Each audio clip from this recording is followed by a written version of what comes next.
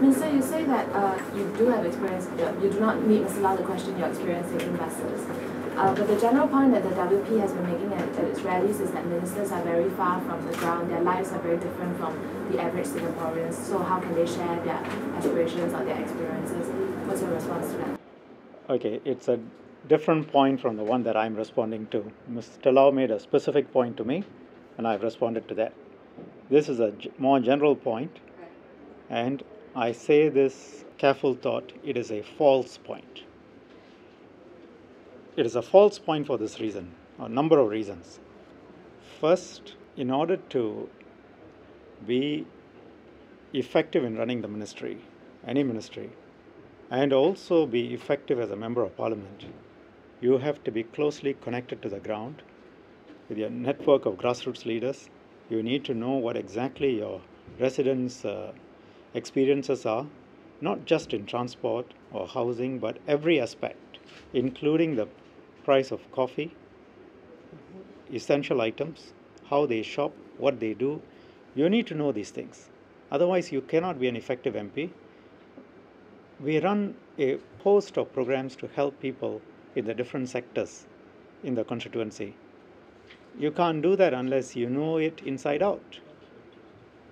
And if you are not an effective MP, the party asks you to leave. I think the reasoning is simply false.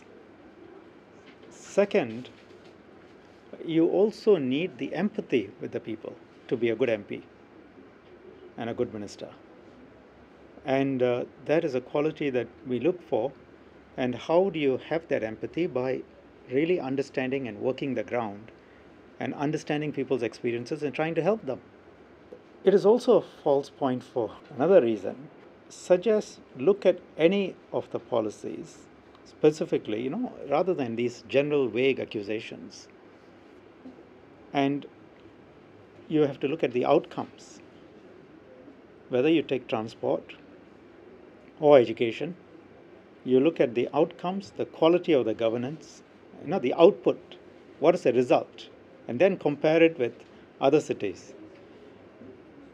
We wait for X number of minutes and for our train or bus.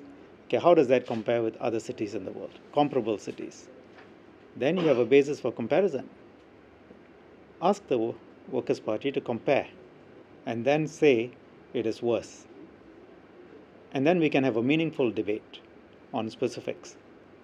General accusations like this, just seek to tap into a vein of disaffection. They don't help in moving the debate or crystallizing the debate. You reject the sort of personal jibes that you feel the WP has leveled at you. Yes. But in the past few days of campaigning, voters are seeing both sides level this sort of personal jibes. Right. Some have said that PP ministers are also doing it. Yes. So from your point of view, is it you saying that personally you do not, for your campaign initiative, you do not want it to be this level? Well, I was specifically referring to a couple of comments that have been made in the course of this debate on First World Parliament, which, don't forget, is the key campaign theme for the Workers' Party. It is their campaign theme. So it's a serious matter, and I think we should have a serious debate. And what I've been trying to do is to try and understand their theme and try and get them to explain their theme. And a couple of comments I specifically had in mind when I made that remark is, first, when I questioned what is so unique about their vision, and if it is unique, how is it unique compared with other countries? What are the features of this unique vision that they have, which is not found elsewhere? I still haven't gotten an answer. And in a partial response, Ms. Williams said, well, maybe Mr. Shanmugam needs to see our manifesto. We can give him some copies. That's avoiding the giving an answer. I have read the manifesto very carefully. So, does it help debate to make a remark like that? Second, now Mr. Lau says something about my taking of buses or not taking of buses. Does it help the debate? Why not deal with his analogy and my response and give a counter analogy? I don't know of any specific jibes that the PAP has made of opposition candidates of a similar nature. But for example, just to bring up what the Senior Minister Goh Chok Tong has said about Mr. Tan Ji saying that he's not of PERMSEC caliber. Yes. Does that, in your characterization, does not seem to be a remark that would help the debate that they are having on Mr. Tan Ji's economic proposals?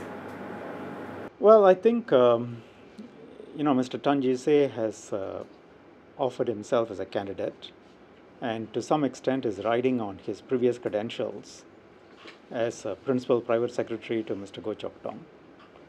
And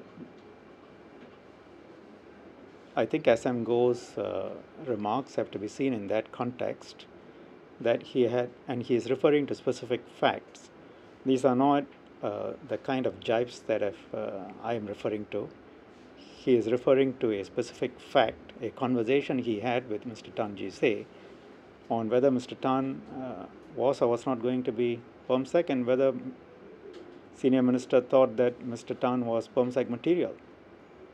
What a superior thinks of a subordinate, when the subordinate portrays himself as having certain qualities, because he has been Mr. Goh's PPS, surely Mr. Goh's views on what he said, not what he now thinks, but what he said at that time, at the material time, long before anyone knew that Mr. Tan was going to come into politics, why is that not relevant? And why is it a jibe in the same category as, well, Mr. Shanmugam can see our manifesto, or we can give him some copies? One is a serious point, the other is a jibe.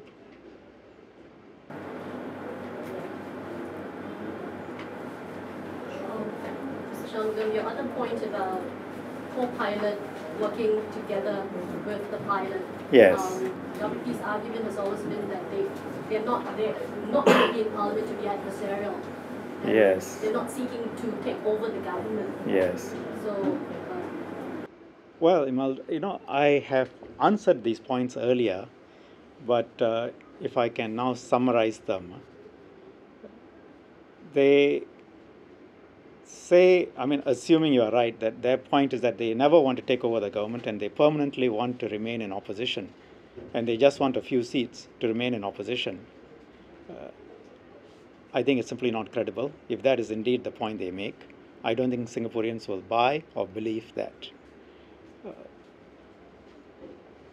And if you look at what they say they want to do, because the obvious counter to that is there will be 9 NCMPs who can perfectly well perform that role of questioning the government. The NCMPs have every right, like other MPs, to ask for data, ask for information, ask questions, make speeches on any topic. And all of that, is open to the public and the media. So nothing can be hidden. Ms. Sylvia has asked various questions, has asked for data, including data from my ministries. There is nothing that a member of parliament cannot have access to, by and large. They are not satisfied with being NCMPs. When that point was made and the flaws in the reasoning were exposed, they then moved to ground and they said, well, actually, we want to block the constitutional amendments. Now, you take that and you link it to their manifesto, which as I say, I have read carefully. They want to deconstruct the fundamental pillars of this government. Many of our policies which needed constitutional amendments, including the key ones like the elected presidency. Now, the elected president controls a second key to our reserves, so that a government cannot take something that belongs to the reserves and just spend it unwisely. It is for our future generations, our children and grandchildren. They want to dismantle that. The elected president controls the government and reviews the government's use of the Internal Security Act. It was a deliberate safeguard that was put in to give the elected president the power to review detentions under Internal Security Act. You all know how important that is. They want to remove the elected presidency. They want to remove the non-constituency MP scheme. They want to remove the nominated member of parliament scheme, if you go and look at their manifestos, they want to deconstruct many others. And as other ministers have pointed out, you can say that you are blocking the constitutional amendments in national interests, but whenever you disagree with me, you will portray it as national interests. So let's have it direct. Their aim is to block the government, block constitutional amendments, and ultimately take over. Now, there is, it's not to say they cannot have such aims. I've made that clear in previous statements. But you must be frank and direct and clear. The other thing is NCMPs are not elected opposition members in Parliament. That's not accurate. You can compare them with the proportionate representation scheme. They are, a significant number of people have voted for them. And if you had a proportional representation system, these people would be in Parliament. So it's a question of how you characterize it.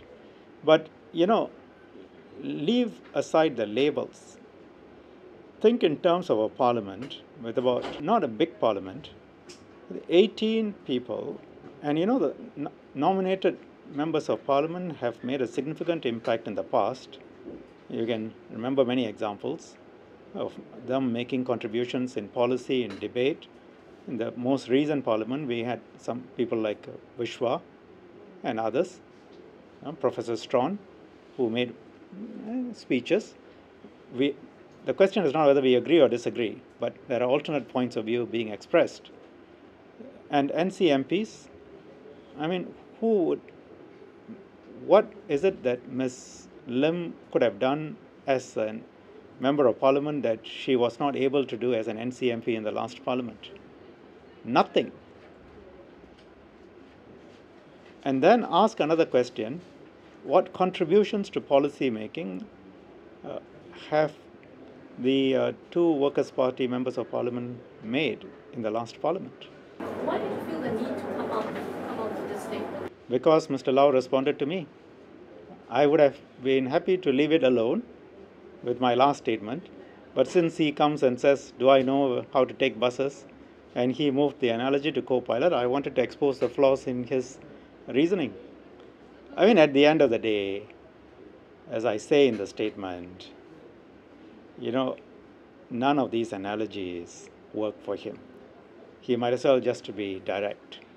Minister, you say that there's a feeling from the PAP minister statements on the letter that they believe that the WP will be, if elected into this sort of co-driver, co-pilot role, they would be very adversarial. However, on the matter of policies, there are wide areas of agreement between the PAP and the WP. For example, workfare, there's agreement. On GST, there's agreement.